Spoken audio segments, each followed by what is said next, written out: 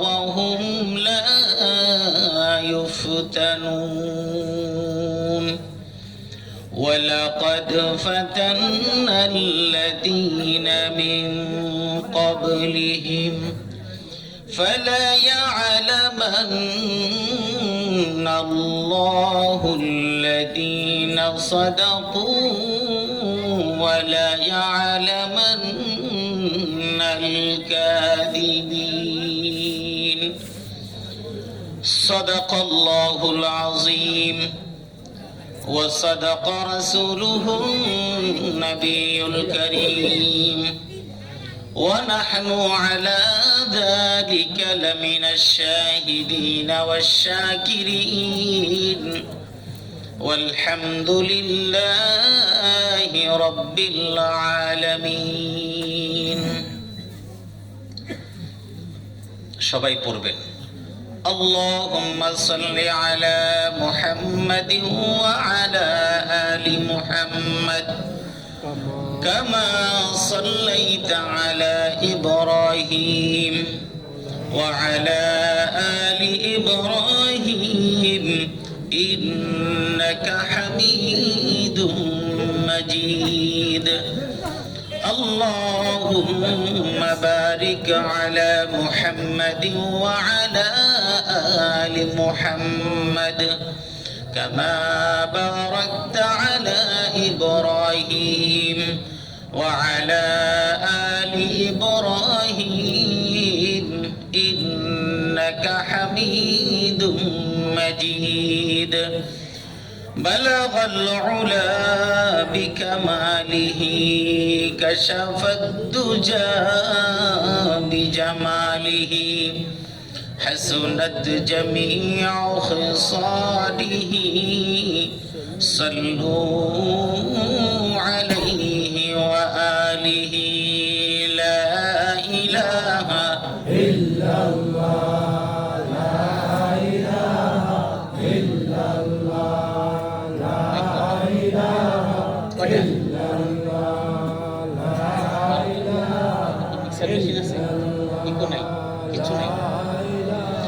তাইলে কি করা যতটুকু পারা যায়।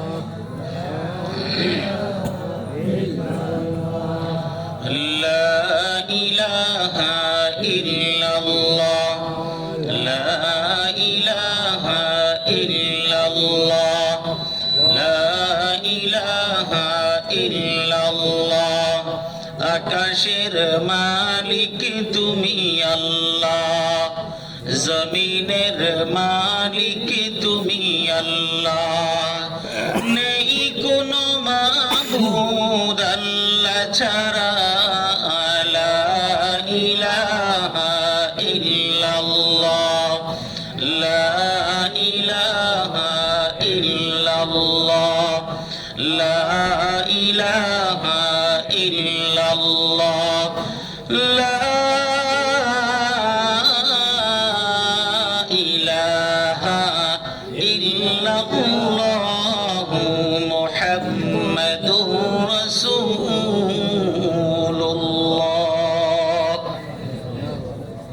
কি বলতে হয়?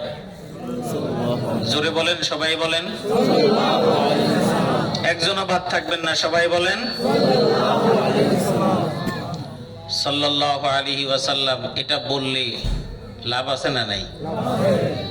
রাসূলের নাম শোনার পরে যারা দরুদ পড়ে তাদের ব্যাপারে রাসূলের পক্ষ থেকে পুরস্কারের ঘোষণা আছে। যারা অলসতা করে, শয়তানের ওয়াসওয়াসার কারণে হোক, যে কারণেই হোক, যারা রাসূলের নাম শোনার পরে দরুদ পড়ে না, তাদের ব্যাপারে সবচেয়ে ভয়াবহ দুঃসংবাদ আছে। যারা রাসূলের নাম শোনার পরে দরুদ পড়ে না, তাদেরকে হাদিসের পরিভাষায় এবং রাসূলের জবানে তাদেরকে বলা হয়েছে সবচেয়ে কৃপণতম মানুষ। এটা হলো একটা বক্তব্য। আরেকটা বক্তব্য হলো রাসূলুল্লাহ সাল্লাল্লাহু আলাইহি ওয়াসাল্লাম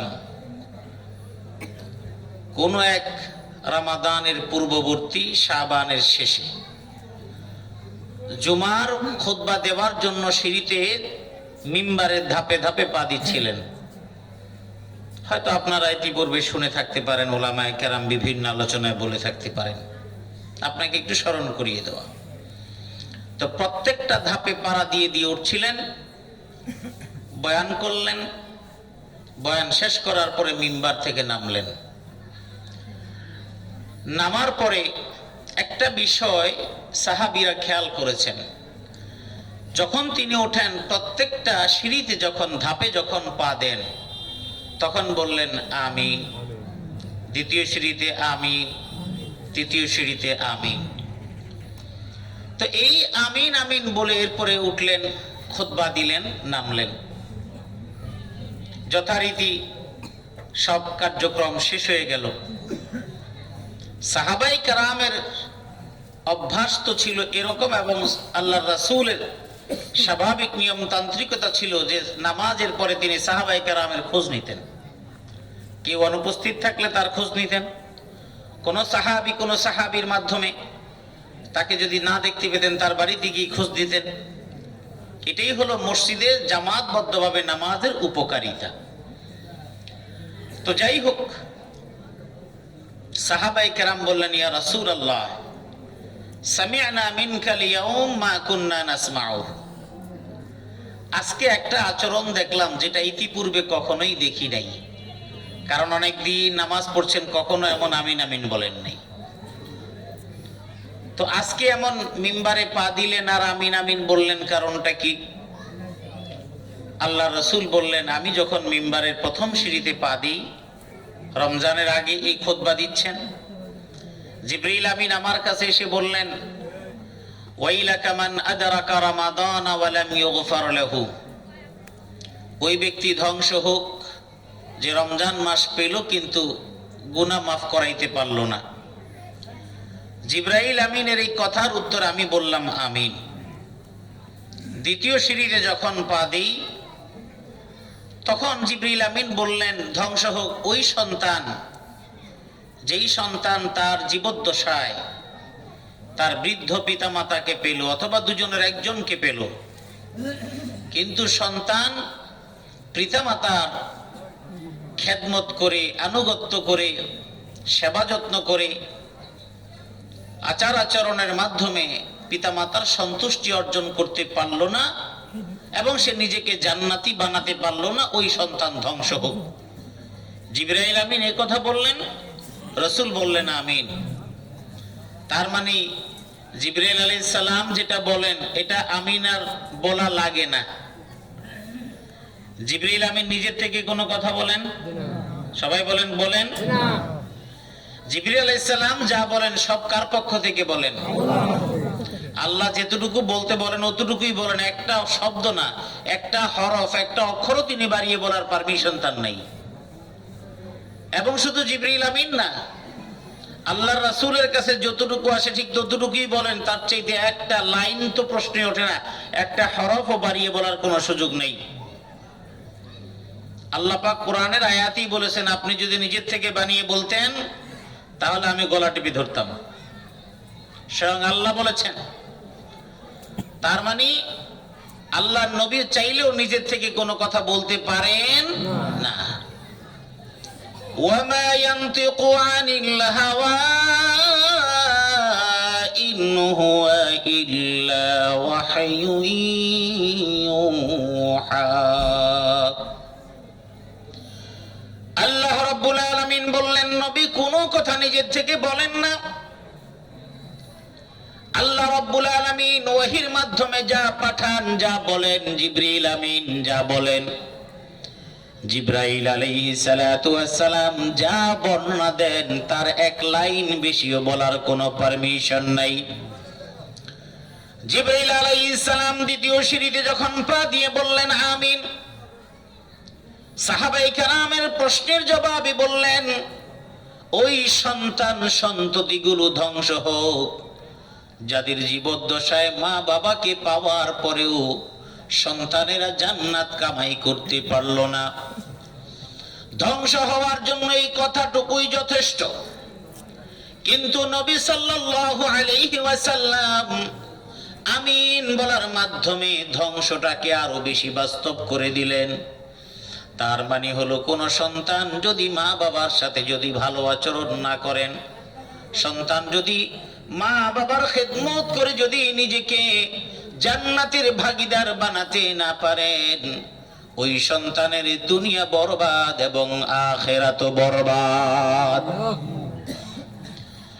3 নম্বরে বললেন, আমি যখন তৃতীয় সিঁড়িতে পা দিই, ফালাম্মা রাকাইতু আদ-দারাজাতাস সালিসাতা ফাকুলতু আমিন। 3 নম্বর সিঁড়িতে যখন আমি পা দিই তখন আমি বললাম আমিন।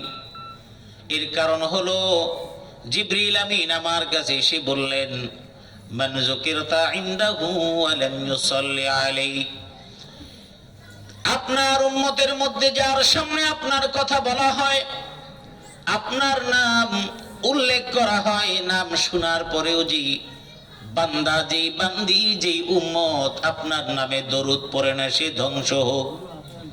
আমি বললাম আমিন। তার মানে নবীর কথা শোনার পরে, নবীর নাম শোনার পরে যদি জবান দিয়ে যদি দরুদটুকু না আসে, সাল্লাল্লাহু আলাইহি ওয়াসাল্লাম না আসে, তার জীবন ধ্বংস। তার মানে কি? কিয়ামতের ময়দানে উম্মত, সকল নবীর উম্মতেরা এক একজন করে এক একজন নবীর কাছে যাবেন। আদম আলাইহিস সালাতু ওয়াস সালামের পরবর্তী প্রত্যেক নবীর উম্মতেরা প্রত্যেক নবীর কাছে যাবেন। প্রত্যেক নবী নিজের অপারগতা প্রকাশ করবেন, নিজস্ব কিছু দুর্বলতা সামনে এনে বলবেন, আমি এই অবস্থায় আমি আল্লাহ পাক রব্বুল আলামিনের কাছে তোমাদের সম্পর্কে কোনো কিছুই বলতে পারবো না। অমুক নবীর কাছে যাও। এমন করতে করতে সর্বশেষ ঈসা আলাইহিস সালামের কাছে সবাই আসবেন। ঈসা আলাইহিস সালাম যেহেতু আল্লাহ নবীর পূর্বে দুনিয়ায় আগমন করেছেন, এই জন্য সমস্ত নবীর উম্মতেরা ঈসা আলাইহিস সালামের কাছে সমবেত হবেন। এবার সমবেত হওয়ার পরে ঈসা আলাইহিস সালাম বলবেন, আমি পারবো না, বরং তোমরা যদি তোমাদের শাফাআত যদি চাও, তাহলে শেষ নবী মুহাম্মাদের কাছে চলে যাও। সমস্ত নবীর উম্মতেরা না আল্লাহর নবীর কাছে চলে যাবেন। এখন আপনি কোথায় পাবেন নবীকে?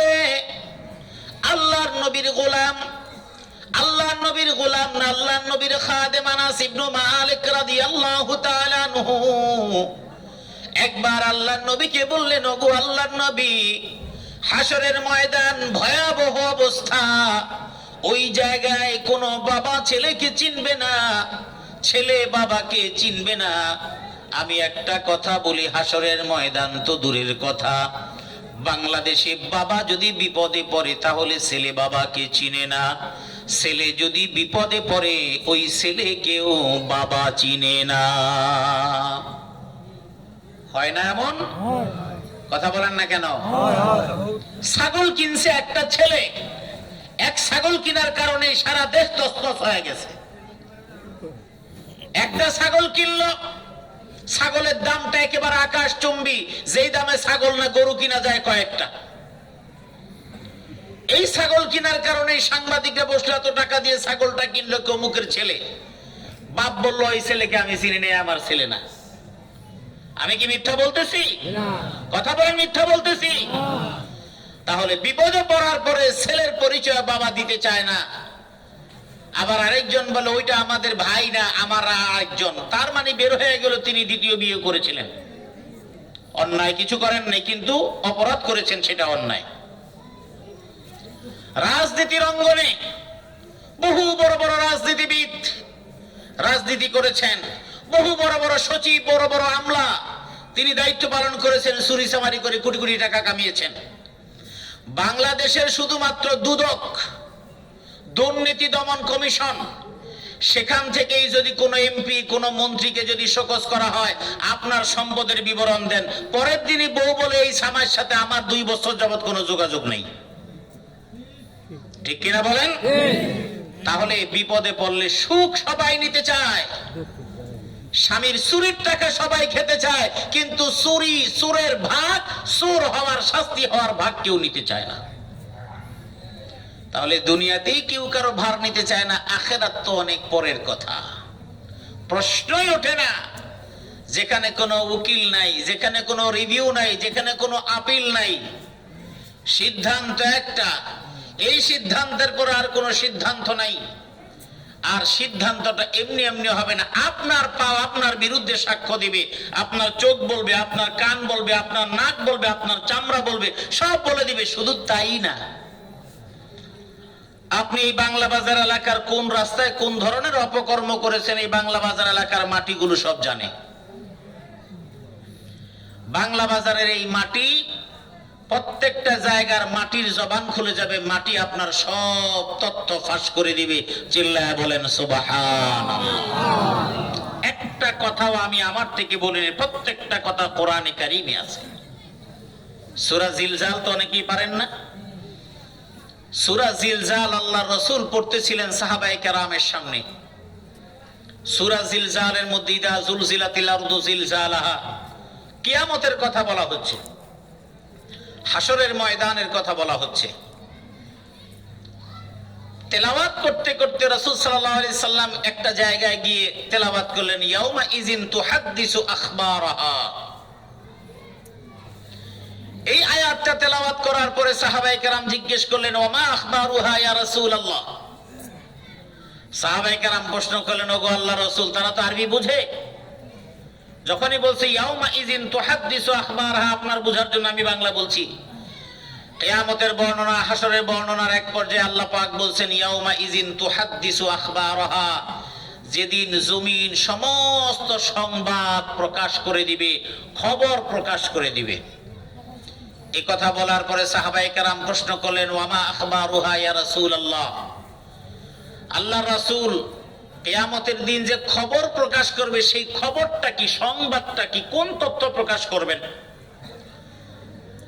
আল্লাহ নবী বললেন, খবর প্রকাশ করার মানে হলো বনি আদম জমিনের মধ্যে যা যেখানে করেছে, যেখানে দাঁড়ায় দাঁড়ায় 2 নম্বরই পরামর্শ করেছে, জমির আইলের মধ্যে দাঁড়ায় যা যা পরামর্শ করেছে, চুরি করেছে, চামারি করেছে, যে ঘরের মধ্যে বসে বসে ষড়যন্ত্র করেছে, কোন খুনি কাউকে খুন করার ষড়যন্ত্র করেছে, খুন করে ফেলেছে, দুনিয়ার কোন আদালত তাকে নির্ণয় করতে পারে নাই, কিন্তু আল্লাহর আদালতে তার ব্যাপারে সমস্ত তথ্য আছে না নাই? কিয়ামতের ময়দানে যেই ব্যক্তি খুন হলো, ওই ব্যক্তি বলে দিবে, তার হাত বলে দিবে, ফিঙ্গারপ্রিন্ট এখন আবিষ্কার হয়েছে। এই ফিঙ্গারপ্রিন্ট দেখে পিস্তলের বাটন ট্রিগারকে চাপ দিল, এটা দেখে যখন নির্ণয় করা হয়, ঠিক তেমনি ভাবে এই হাতের ছাপগুলো দেখে দেখে আল্লাহ পাক রব্বুল আলামিন নির্ণয় করে দিবেন। সব নির্ণয় একে একে হয়ে যাবে। যেই জমিনের মধ্যে হত্যাকাণ্ড ঘটানো হয়েছিল, ওই জমিনের জবান খুলে যাবে। ওখানে যা যা কর্মকাণ্ড হয়েছে, জমিন সমস্ত ঘটনাগুলো বিস্তারিত বিবরণ দিয়ে দিবে। সুবহানাল্লাহ। আল্লাহ নবী বললেন, কুল্লু আমাল ইবনি আদম, সংবাদ প্রকাশের মানে কি? বনি আদম জমিনের উপরে যা যা করেছে, সমস্ত বর্ণনাগুলো জমিন বলে দিবে। তার মানে হলো, আপনি যেখানেই যা করেন না কেন, সবকিছু জমিন আল্লাহর কাছে প্রকাশ করে দিবে। আল্লাহর নবী বললেন, নবীর নাম শুনে যে দরুদ পড়ল না, সে ধ্বংস হোক। কিয়ামতের ময়দানে আপনি উম্মত হয়ে দৌড়াবেন, নবীর কাছে যাবেন, আমিও নবীর কাছে যাব, আপনিও যাবেন, দুনিয়ার সমস্ত মানুষ আল্লাহর নবীর কাছে যাবেন। আল্লাহ নবী মাকামে মাহমুদে সিজদা অবনত হয়ে থাকবেন, আর মাথা সিজদা দিয়ে আল্লাহ পাক রব্বুল আলামিনের কাছে বলবেন, উম্মতি উম্মতি। আল্লাহু আকবার। আনাস ইবনে মালিক রাদিয়াল্লাহু তাআলা আনহু রাসূলের খাদেম ছিলেন, তিনি বলেন, ওগো আল্লাহর নবী, হাসরের ময়দানে কেউ কাউকে চিনবে না। আমি যে আপনার নগণ্য একজন সাহাবী, আপনিও কি আমাকে চিনবেন না? আমার সন্তান আমাকে চিনবে না, আমার স্ত্রী আমাকে চিনবে না, কেউ কাউকে চিনবে না। ওই কঠিনতম দিনে আমি আপনাকে খুঁজবো কোথায়? ওগো আল্লাহর নবী, দুনিয়ার মধ্যে তো আমি আপনার খাদেম, আমি আপনার খেদমত করি, আমি আপনার সেবা করি, কিন্তু হাসরের ময়দানে এত লক্ষ কোটি কোটি নবীর উম্মতের মধ্যে ওই হাসরের ময়দানে আমি আপনাকে কোথায় খুঁজবো? নবী বললেন, ও আনাস, তুমি আমাকে তিনটা জায়গায় খুঁজলে সেখানেই পেয়ে যাবে। এক নম্বরে তুমি আমাকে খুঁজবে, প্রথমে তুমি আমাকে খুঁজবে, তিন জায়গার কোন এক জায়গায় আমাকে তুমি অবশ্যই পাবে। এক নাম্বার জায়গা হলো ফাতুলুবুনি ইনদাল মিজান। তুমি হাসরের ময়দানে আমাকে যখন খুঁজবে, সর্বপ্রথম যেখানে বান্দার আমলের হিসাব নেওয়া হবে ওই জায়গায় তুমি আমাকে পেয়ে যাবে। সুবহানাল্লাহ। নবীর এত দরদ উম্মতের জন্য, হিসাব নিকাশের ক্ষেত্রে বান্দা যাতে করে বিপদের মধ্যে না পড়েন সেই জন্য বান্দার জন্য আমার নবী থাকবেন। এবার আনাস ইবনে মালিক রাদিয়াল্লাহু তাআলা বললেন, আমি যদি সেই জায়গায় আপনাকে না পাই তাহলে আমি কোথায় খুঁজবো? নবী বললেন, ও আনাস, ওই মিজানের কাছে যদি তুমি আমাকে না পাও তাহলে আমাকে তুমি খুঁজবে ইনদাস সিরাত। ওই পুল সিরাত, যেই পুল, এই পুল সিরাতটা কি? এই পুল সিরাত হলো একটা পুল, তার মানে হলো নিচে জাহান্নাম, উপরে একটা পাড়ি দেওয়ার মতো একটা সাঁকো। এটা বাঁশেরও হবে না, এটা পাকাও হবে না, রডেরও হবে না, এটা একেবারে সরু চিকন হবে। এটা পার হওয়ার সবচেয়ে বড় অস্ত্র এবং মাধ্যম হলো ঈমান। দুনিয়ার মধ্যে যার ঈমান নাই তার ওই পুল সিরাত পার হওয়ার সুযোগ নাই। কিন্তু আমি যদি এখানে বলি আপনার কার কার ঈমান আছে, সবাই হাত তুলবেন। কিন্তু আমি যদি বলি আপনার কারোরই ঈমান নাই, কারণ ঈমান থাকা না থাকা নির্ভর করে আপনি আল্লাহর আনুগত্য যতখানি করবেন, বুঝতে হবে আপনার অন্তরে ততখানি ঈমান। ঈমান মুখে বললে হয় না, ঈমানের পরীক্ষা দেওয়া লাগে। আপনি বলেন আপনার ঈমান আছে, কিন্তু যখন আপনি বিপদের মধ্যে পড়েন তখন বলেন আল্লাহ কাউরে দেখে না, আমারে কেন বিপদ দেয়? বলে কি বলে না? অসুস্থতা যদি লম্বা হয়, টাকা পয়সা যদি বেশি খরচ হয়, আপনি রাগ হয়ে যান, এত চিকিৎসা করাইলাম, টাকা পয়সা চলে গেল, আল্লাহ আমার এই দরিদ্রতার মধ্যেও বিপদ দিয়ে দিলেন, আপনি রাগ হয়ে যান কি যান না? বাংলাদেশের ৯৯% মানুষ দীর্ঘ বেদনা, দীর্ঘ কষ্ট, দীর্ঘ রোগ শোক, দীর্ঘ অর্থনৈতিক সংকটে পড়ে গেলে আল্লাহর উপর ঈমান হারা হয়ে যায়। দীর্ঘদিন অসুস্থ থাকলে বলে আল্লাহ আমাকে দেখে, অন্য কাউকে দেখে না। এই কথা বহুত নামাজি বলে, হুজুর এত নামাজ পড়ি, রোজা রাখি, আল্লাহ কেন বিপদ দেয়? আপনি বুঝতে ভুল করেছেন, আপনি ফেল মারছেন। কারণ আল্লাহ আপনাকে ঈমানের পরীক্ষা নিচ্ছেন, আর আপনি ঈমানের পরীক্ষায় আপনি ফেল করতেছেন বারবার। পৃথিবীর মধ্যে আপনাকে কখনো বিপদ দিয়ে আল্লাহ পরীক্ষা নেবেন, কখনো আপনার ধানগুলো বন্যায় শেষ করে নিয়ে পরীক্ষা নেবেন। ধানগুলো বপন করেছেন, ধার করে টাকা এনে সারের দোকানে বাকি, নগদ টাকা বাকি। এই ধানগুলো উঠলে আপনি ঋণ পরিশোধ করবেন, নিজের সারা বৎসরের খাবারটুকু আপনি জোটাবেন। আপনি এক বন্যায় কিংবা সাইক্লোন, ঘূর্ণিঝড়, কাল বৈশাখী, শিলাবৃষ্টি, আপনার বিঘায় বিঘায় ধান শেষ হয়ে গেল, আপনার ওই ঋণের টাকাও দিতে পারলেন না, সারের টাকাও দিতে পারলেন না, সারা বছরের খাবারও আপনার জুটলো না। পরের দিন মাথায় হাত দিয়ে যখন আপনি বলছেন এটা আসলে আল্লাহ আমার জন্য করেন, ঠিক করেন নাই, কিন্তু ওই মুহূর্তে যদি আপনি চিন্তা করেন বিপদ আল্লাহ দিয়েছেন, এটা আমার কিচ্ছু করার নাই, আমি যে ঋণগ্রস্ত আছি এটা আল্লাহ দেখবেন। এটার উপর যদি কষ্ট স্বীকার করে সবর করতে পারেন, হয়তো একটু বিলম্ব হবে। যেই দিন আল্লাহ আপনাকে সাহায্য করবেন, সেই দিন সাহায্যের দরওয়াজা কোনো বান্দা কোনোদিন বন্ধ করতে পারবে না। কিন্তু ওই লম্বা টাইম পর্যন্ত সবর আমাদের হয় না। বিদেশে যাওয়ার জন্য টাকা জমা দিয়েছেন, বিদেশ যাবেন, ভাগ্যের চাকা পরিবর্তন করবেন, অনেক টাকা কামাবেন, রাতারাতি কোটিপতি হয়ে যাবেন। পাশের বাড়ির চাচাতো ভাই দোতলা বিল্ডিং বানায় ফেলছে, আমার বানানো লাগবে। আপনি একটা কথা মনে রাখবেন, আপনার জন্য যা বরাদ্দ আমার আল্লাহ করবেন, তার চাইতে এক চুল পরিমাণ বেশি জীবনেও কোনোদিন আপনি কামাতে পারবেন না।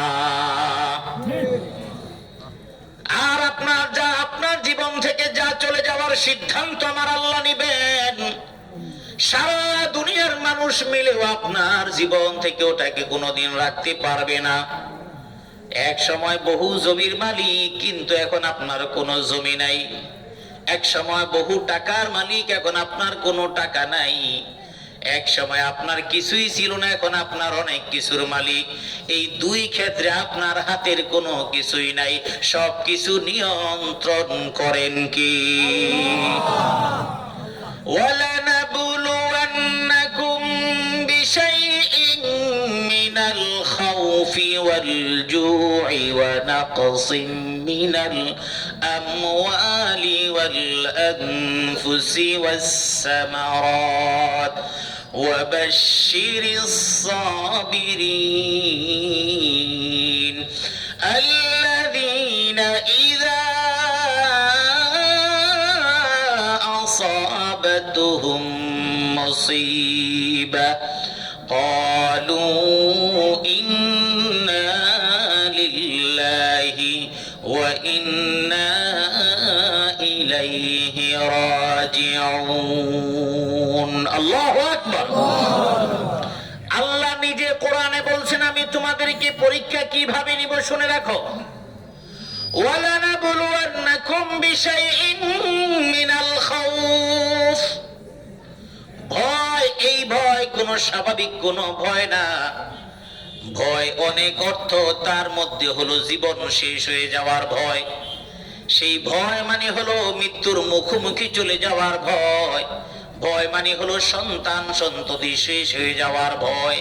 ভয় মানে হলো দুনিয়ার সমস্ত সম্পদগুলো ধ্বংস হয়ে যাওয়ার ভয়। এই ভয় দিয়ে কখনো তোমাকে আমি পরীক্ষা করব, দেখি তুমি ভয় পাওয়ার পরে আমাকে ভুলে যাও কিনা। আল্লাহ বলছেন, ওয়ালানাবলুওয়ান্নাকুম বিশাইইম মিনাল খাউফি ওয়াল জুই, কখনো কখনো তোমার ঘরে বাজার জুটবে না। দুর্ভিক্ষের অর্থ অনেক লম্বা, সেটা বুঝবেন না। আপনার সহজের জন্য বলছি, এখন আগে রোজগার ছিল, এখন রোজগার নাই। ব্যাগ ভর্তি বাজার আনতেন, এখন ব্যাগের তলায়ও বাজার করার কোনো ক্ষমতা আপনার নাই। একদিন, দুই দিন, তিন দিন না, মাসের পরে মাস আপনি অভাবের মধ্যে আছেন। আল্লাহ আরশে আজিম থেকে দেখছেন এই অভাবের মধ্যে আপনি আগে নামাজ পড়তেন, এখন নামাজ ছেড়ে দিয়েছেন কিনা। আল্লাহর উপরে আপনার তাওয়াক্কুল ছিল, এখন তাওয়াক্কুল নির্ভরতা আছে কিনা। আল্লাহর সাথে নাফরমানি করতেন, এখন নাফরমানি করেন কিনা। এবার যখন আপনার দরিদ্রতা এসে গেল, দুর্ভিক্ষ এসে গেল, বাজারের টাকা নাই, কিছু অর্থ সম্পদ নাই, তবু আপনি মুখটা হাসি দিয়ে বলছেন, আল্লাহ যেভাবে রাখেন আলহামদুলিল্লাহ। কাউকে বুঝতে দেন না, আল্লাহর প্রতি নারাজ না। একদিন, দুই দিন, এক মাস, দুই মাস, তিন মাস, 5 মাসও হতে পারে, অথবা 2 বছরও হতে পারে। আল্লাহ রাব্বুল আলামিন আপনার ওই হাসি এবং আলহামদুলিল্লাহ যদি আল্লাহ খুশি হয়ে যান, এমন ভাবে দিবেন ওই রিজিকের দরজা কেউ কোনোদিন বন্ধ করতে পারবে না। ওয়ানাকসিম মিনাল আমওয়ালি ওয়াল আনফুসি ওয়াস সামারাত, আল্লাহ বলছেন তোমার মালের ক্ষতি। বাজারের মধ্যে তোমার 2টা দোকান ছিল, 2টাই পুরে শেষ। ঢাকার বঙ্গবাজারে এক একটা দোকান ক্ষেত্র বিশেষ 1 কোটি 1.5 কোটি টাকা দাম। 2-3টা দোকানের মালিক। ওই শান্তিবাগ, শান্তিনগর এলাকায় বিশাল বড় ফ্ল্যাটের মালিক। আবার দোকানের মালিক ফ্ল্যাটে ভাড়া থাকেন, কারণ ফ্ল্যাট কিনেন না, ব্যবসা করেন। চারটা দোকানের মালিক, দোকানের দাম কম করে হলো 4 কোটি টাকা। দোকান চারটার মধ্যে যা মাল ছিল ঈদ উপলক্ষে, সেখানেও প্রায় 10 কোটি টাকার মাল স্তূপ করা ছিল। বঙ্গ মার্কেটের আগুনের পুরে তার 10 কোটি টাকার মাল শেষ। 5 কোটি টাকা 7 কোটি টাকা দামের দোকানও চিরস্থায়ী ভাবে শেষ।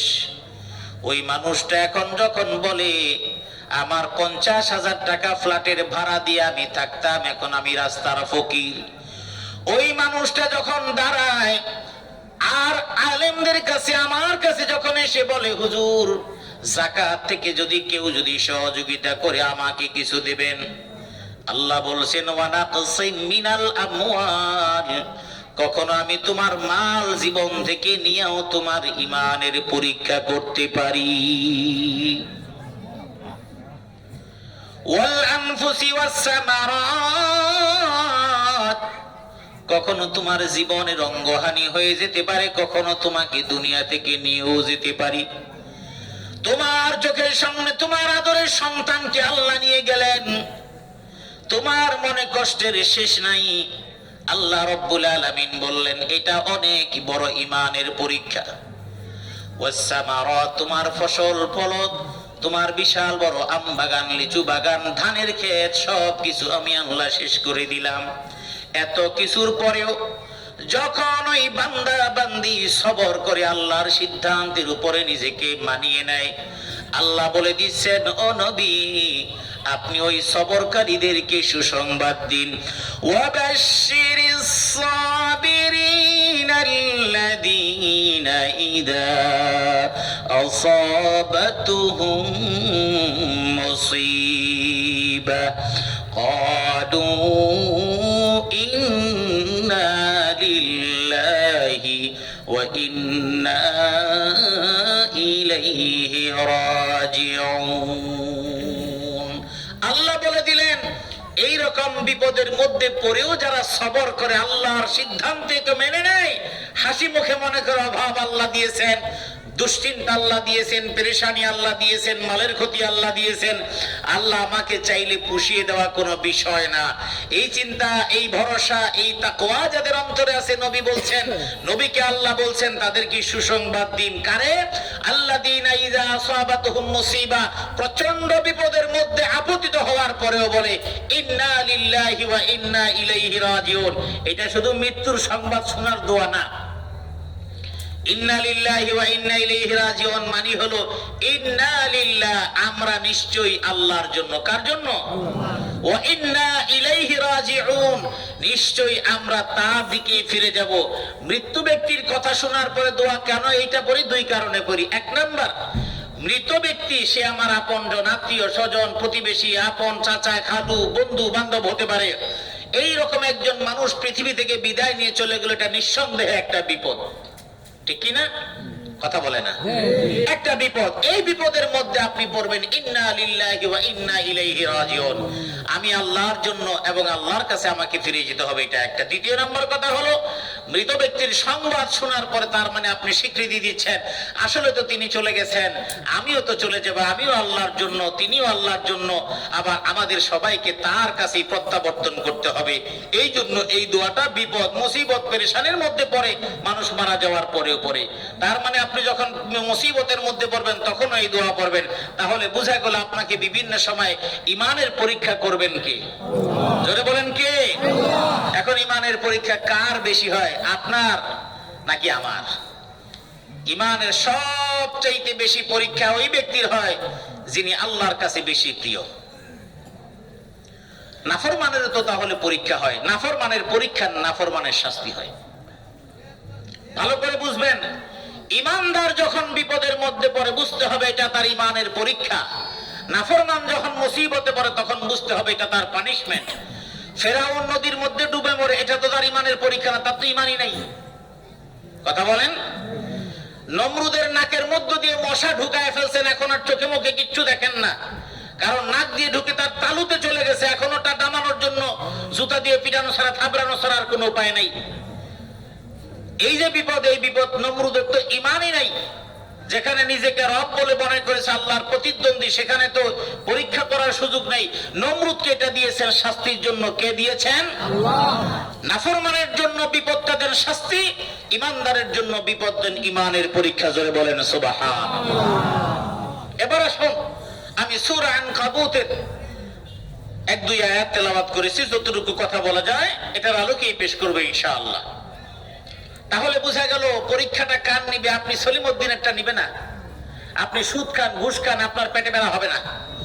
যে লোক সিগারেট নিয়মিত খায়, ও সিগারেট খাইলে ওর পেটে কোনো সমস্যা হয় না, কাশিও হয় না।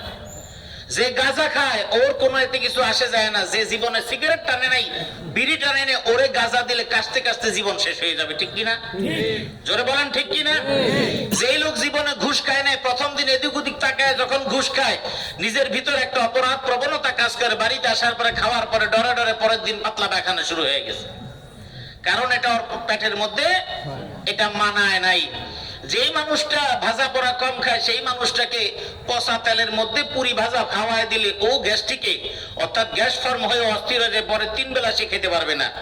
কিন্তু আমরা যারা ভাজা পোড়া খাই, আমাদের পেট ওই পচা তেল দিয়েই আল্লাহ ফিট করে দিয়েছেন। এই জন্য 1 ডজন পুরি খাওয়ার পরও পেট বলে অসুবিধা নাই, টেনশনের কোনো কারণে আমি সব সাইজ করে নিব। কথা কি বুঝতে পারতেছেন? চুরির টাকা যারা খায় তাদের পেটে চুরির টাকা সয়, ঘুষের টাকা যারা খায় তাদের পেটে ঘুষের টাকা সয়, লুটপাটের টাকা যারা খায় তাদের পেটে লুটপাটের টাকা সয়। তবে যাদেরটা সয় তাদেরটা পানিশমেন্ট নিবেন কে? আল্লাহ। কিন্তু ইমানদার লুটপাটের টাকা খাইলে কয়েকদিন পরে এই বিপদ সেই বিপদ। চুরি করছিল 10,000, বাচ্চার ট্রিটমেন্টেই চলে গেছে 22,000। বুঝতে হবে আল্লাহ আমার এটা খাওয়াটার জন্য আমাকে মানানসই করেন নাই। কথা বুঝাতে পারছি কিনা? তাহলে পরীক্ষা কিন্তু গাঁজাখোররে করবে না। গাঁজাখোর এটা এমনি খাতা থেকে বাতিল। দেখেন, শয়তানের মাথা ব্যথা কিন্তু যে নামাজে নাই তারে নিয়ে মাথা ব্যথা নাই শয়তানের। কারণ শয়তান জানে ও আমার চাইতে বড় ট্যালেন্ট। আমার মানুষকে নামাজ থেকে দূরে সরানোর জন্য কত কষ্ট লাগে, আর ওরে কিছু বলা ছাড়াই নামাজ ছেড়ে দিছে। এই জন্য সন্তান বেনামাজি নিয়ে কোনো টেনশন নেই। চায়ের দোকানে বসে যারা গীবত শিকায়াত করেন সারাক্ষণ, শয়তান তাদেরকে নিয়ে খুব আরামে আছে যে আমার যে মুরিদ তাদেরকে আমি ঠিকঠাক মতো বসাতে পেরেছি। কারণ চায়ের দোকানে বসে নিজের খাইয়া নিজের পকেটেরটা দিয়া, এরপরে পাশের বাড়ির সলিমউদ্দিনের মেয়ে কি করলো, কলিমউদ্দিনের ছেলে কি করলো, 2-3 ঘন্টা বসার পরে আরেকজনের মাগনা চা খায়া খায়া এরপরে আলোচনা করে আপনি বাড়িতে চলে গেলেন। আপনার কাঁধের মধ্যে ওই ব্যক্তির কিছু পাপ আপনি কাঁধে করে বাড়ি নিয়ে যাচ্ছেন। আপনি দেখেন না, শয়তান দেখে দেখে হাসে, আমার যথেষ্ট হয়েছে, জাহান্নামে যাওয়ার টিকিট মোটামুটি কনফার্ম করে দিয়েছি। আমার কথা কি বুঝাতে পারলাম? তো শয়তানের তারে নিয়ে কোন টেনশন নাই। টেনশনটা কারে নিয়ে? টেনশনটা হলো এক মুরব্বী রাস্তা দিয়ে যাওয়ার সময় চার দোকানে বসছিলেন।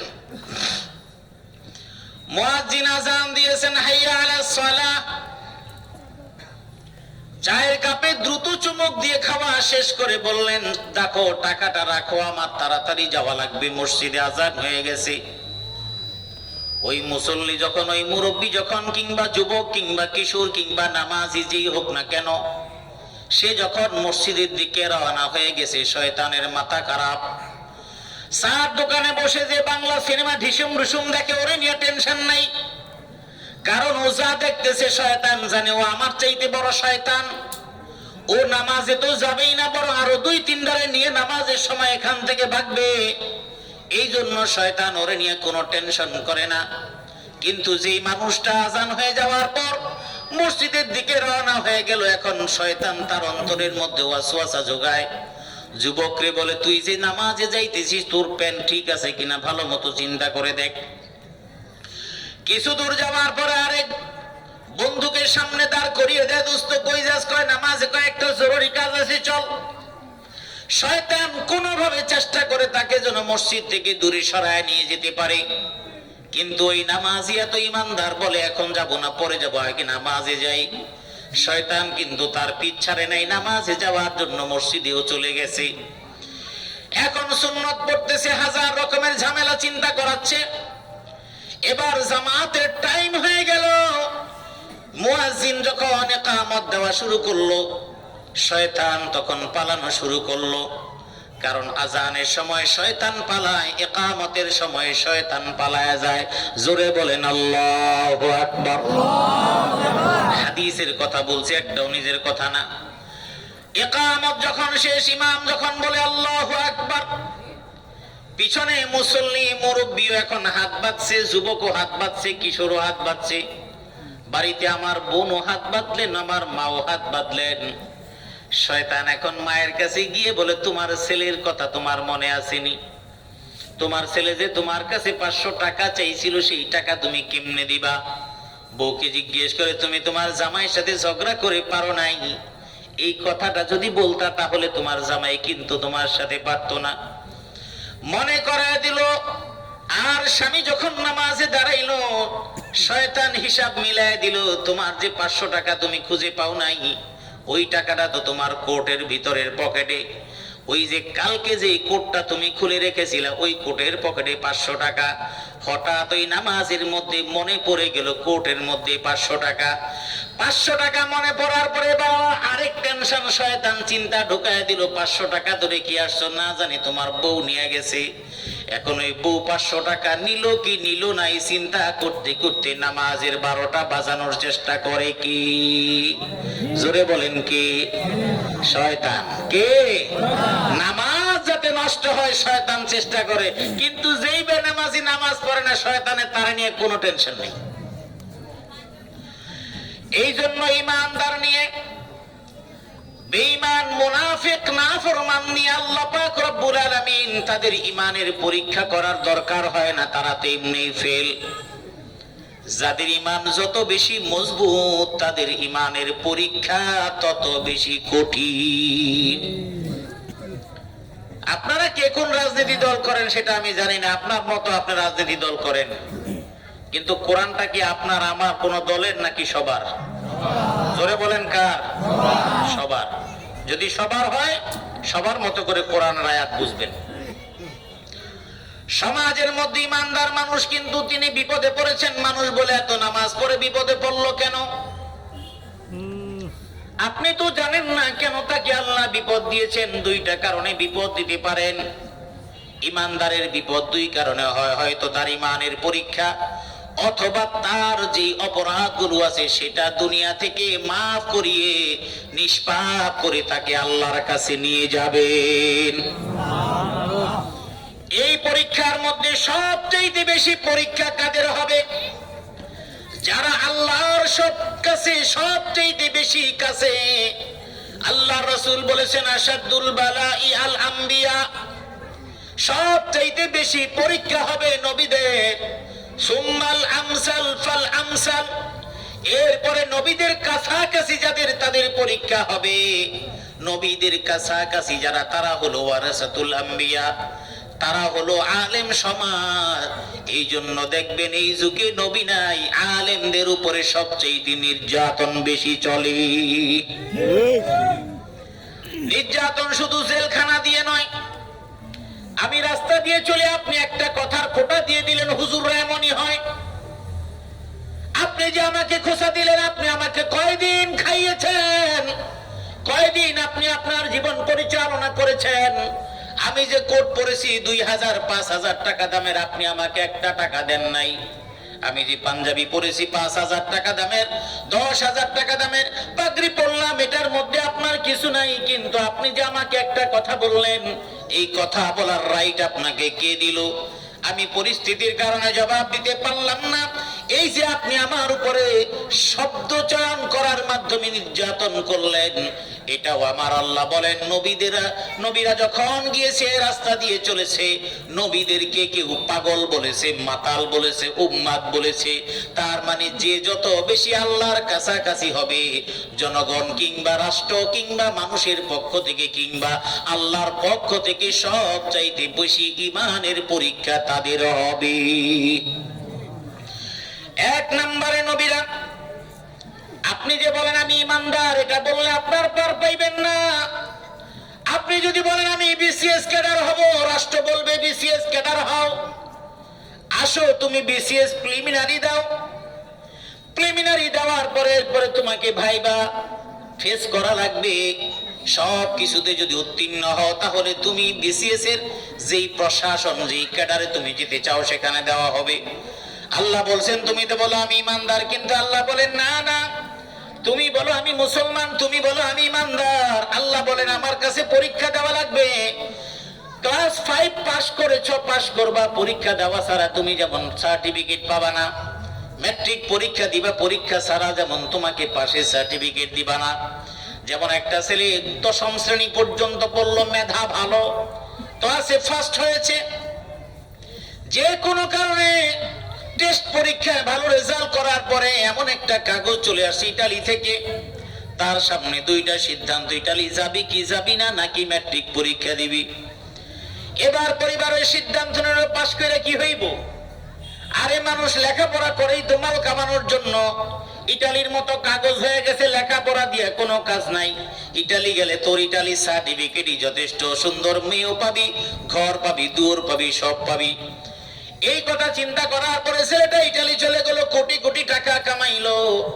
জীবনে কোনোদিন বলতে পারবে না আমি ম্যাট্রিক পাস। কিন্তু ওই এলাকার আরেকটা ছেলে ম্যাট্রিক পাস করলো, সি গ্রেডে পাস করলো, কিন্তু সে এখন মুদি দোকানদারি করে কিংবা রিক্সা চালায়। জিজ্ঞেস করলে সে বলতে পারবে আমি ম্যাট্রিক পাস, ঠিক কিনা? 10ম শ্রেণী টেস্ট পরীক্ষা দিয়েছে, ভালো রেজাল্ট করেছে, ফাইনাল দেয় নাই, সেজন্য কিন্তু ম্যাট্রিক পাস বলতে পারে না। কিন্তু আরেকজন সি গ্রেডে পাস করছে, পরীক্ষা দিয়েছে, সে বলতে পারে আমি পাস। সুতরাং ইমানদার বলার পরেই কিন্তু আপনি ইমানদার হিসেবে আল্লাহর কাছে হবেন না, যতক্ষণ পর্যন্ত না ম্যাট্রিক পরীক্ষার মতো ইমানের পরীক্ষা আল্লাহর কাছে উত্তীর্ণ না হবেন, ততক্ষণ পর্যন্ত আপনি মুমিন হিসেবে আল্লাহর কাছে গ্রহণযোগ্যতা পাবেন না। আমার কথা কি বুঝতে কষ্ট হচ্ছে? হ্যাঁ, আমি সহজ করে বলার চেষ্টা করতেছি। এবার আল্লাহ কি বলছেন? কষ্ট হইতেছে আপনাদের? খুব সংক্ষেপে অল্প কথায় শেষ করে দিই, বেশি সময় আলোচনা করব না। আল্লাহ রাব্বুল আলামিন বলছেন আলিফ লাম মিম আহাসিবান নাসু আইয়ুতরাকু আইয়াকুলু আমান্না ওয়া হুম লা يفتنون ولقد فتنا الذين من قبلهم فليعلمن الله الذين صدقوا وليعلمن الكاذبين الله أكبر আল্লাহ বলছেন এখানে আয়াতের তর্জমাটা বুঝে নিন। আহাসিবান নাসু আইয়ুতরাকু আইয়াকুলু আমান্না, মানুষ এটা ধারণা করে যে সে বলবে আমি মুমিন। এই নিজেকে মুমিন বলার পরে আর আল্লাহ তার পরীক্ষা নেবেন না। যদি বলে চাকরি করতে চান, লেখাপড়া কতটুকু, বলে আমি বিএ পাস করেছি। যদি এই বিএ পাস করার পরে সর্বপ্রথম চাকরি প্রার্থীকে বলা হবে সার্টিফিকেট দেখান, ঠিক কিনা? আপনার সার্টিফিকেট দেখান, আগামীকাল কি ইন্টারভিউ আপনি বসবেন, মসজিদের ইমাম নিয়োগ হবে, এই সার্টিফিকেট লাগবে, এরপরে ইন্টারভিউ হবে। স্কুলের মাস্টার নিয়োগ হবে, সার্টিফিকেট লাগবে এবং ইন্টারভিউ হবে। আল্লাহ বলছেন বললো আমি এমএ পাস, কিন্তু ইমানের পরীক্ষা আমি নেব না। বললো আমি ইমানদার, আমি ইমানের পরীক্ষা নেব না, এটা কোনোদিন হবে না। বরং তোমাদের পূর্ববর্তী যত ব্যক্তিরা এসেছেন তাদেরকে পরীক্ষা নিয়েছি, আর ওই পরীক্ষাগুলো নিয়ে তাদের ব্যাপারে আমি জানিছি কি সত্যের উপরে আছে কি মিথ্যার উপরে আছে, এটুকুই বলছি। আমাদের পূর্ববর্তী যাদের পরীক্ষা নিয়েছেন তারা হলেন আম্বিয়া আলাইহিমুস সালাম। কোরআনে কারীমে বহু নবীর পরীক্ষার কথা আছে, আমি একটা বলি। হযরত ইব্রাহিম আলাইহিস সালামের কথা সকলেই জানেন। জন্মগ্রহণ করলেন একজন মূর্তি উপাসকের ঘরে, যিনি নমরুদের রাষ্ট্রের সাথে যোগাযোগ ছিল এবং সেখানে তিনি কর্মচারী ছিলেন। নমরুদের একজন আজ্ঞাবহ কর্মচারী আজার, তার সন্তান ইব্রাহিম আলাইহিস সালাম বাবা যেখানে মূর্তি পূজক, বাবা যেখানে আল্লাহকে মানে না, বরং বাবা মানে নমরুদ হলো রব। ওই পরিবেশে ইব্রাহিম আলাইহিস সালাম জন্মগ্রহণ করলেন।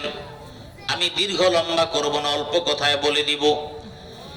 একে একে যখন বড় হয়ে গেলেন, চোখের সামনে দেখেন মাটি দিয়ে বানায়, পাথর দিয়ে বানায়, বাজারে বিক্রি করে, অথচ এগুলি লড়তেও পারে না, চড়তেও পারে না, অথচ তারা তাকে প্রণাম করে।